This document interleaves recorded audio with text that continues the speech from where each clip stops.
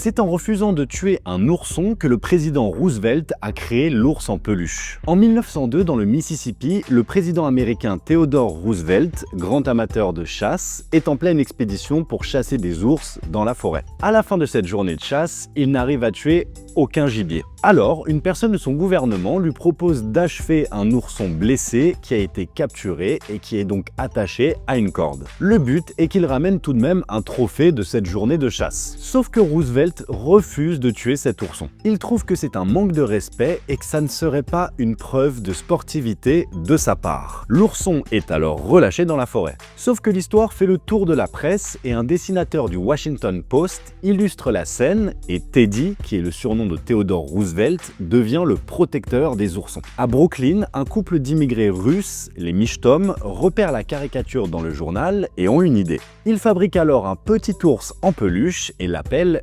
Teddy. Avec l'accord du président, ils lancent le Teddy Bear et c'est un succès immédiat et sans précédent partout aux États-Unis. Et d'après la légende, c'est comme ça que le Teddy Bear, ou l'ours en peluche comme on l'appelle nous, est né. Comme quoi, un simple geste de compassion a permis à la naissance du doudou le plus célèbre de l'histoire.